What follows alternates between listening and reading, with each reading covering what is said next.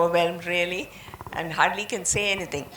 But I'd like to say that we visited this, whatever, the Project Hope that you people are doing with the Sabar tribal villages. It was quite an experience because there we saw, of course, excitement in the eyes of the children, more excitement among us. But what was interesting is the way the children were being taught. And very clearly, the people who were organizing it were saying that we teach the children with games and doing live projects. So these children had created all the alphabets, and they're like 5 years old, 6 years old children, and in English, from mud and clay. And they were sitting there with this mud, and they were making these alphabets. And some of us went around testing them quite a lot, pointing out each alphabet and asking what is it. And no one missed a single alphabet. They knew every alphabet, A to Z. So that's part of the thing, because the national education policy is now talking a lot about project-based learning. This morning was a fantastic display of project-based learning in your school projects. Every single class and every single child's project, we simply didn't have enough time to go and look at them. But I think that was really a wonderful experience. So both at the grassroots level as well as it in your own school, and I'm sure you're trying it out in all the schools. Now the question that arises, unfortunately, we are economists, and on that also I'd like to say that one of the children was looking at, the first project we saw on SGDs, they were looking at SGD 8. Now that's what I work on all the time, employment, livelihoods, growth, poverty. And she was showing SGD, before SGD and after SGD. And as economists, we have, this is a problem, that is a problem, everything is a problem. And she had such a positive view after SGD. Everything is going to be hunky-dory. And even gender differences in occupations and employment is going to go away. Well, I was very impressed, and I said, yes, keep the view in that fashion, and maybe we'll go somewhere. Now it's a question of scaling up.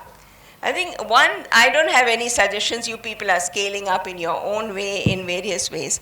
But one of the things that I would say, which we feel we use it in our university, I'm at Ahmedabad University in Ahmedabad, in Gujarat, is to bring in, say, college students. Like, I think he was giving a very good example of Cornell University students. But you have local colleges.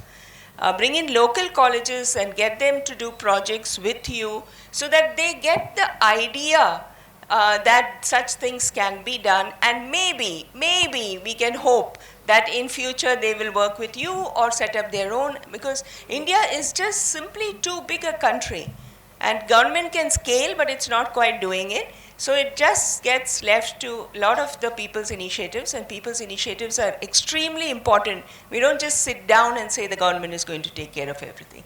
So I think I'll stop here, because I don't have too much more to tell you or any knowledge to share. Thank you all, and congratulations for your wonderful work today. Thank you very much, Dr. Unni. And you are rightly said few things, and even I would say my skepticism that sometime I also say when Ranjana's and the Nanritam brings up those aspiring projects, we're going to do this. So are you going to do that?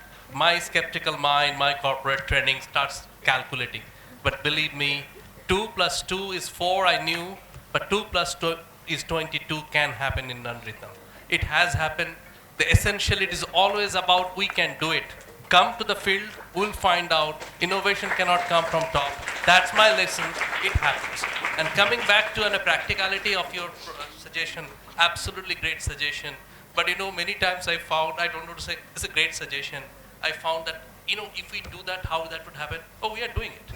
So here is again, we are actually taking local college students, the NSS groups and others, we bring them in the campus, we train them, we coach them, and then we use them as volunteers to spearhead and take our knowledge outside.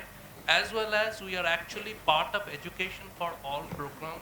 We're introducing or trying a new model called Edu Entrepreneurship, where we would empower this grassroots educated children, whoever, so that they can open their own tutorials and stuff like that to be the teacher, the first about teachers in the first interface, and we'll offer them all the materials we have, like we're giving the books, the training, the videos, the board, whatever, so that they can run almost like a franchisee. They'll get for free, and they can start running their own small models.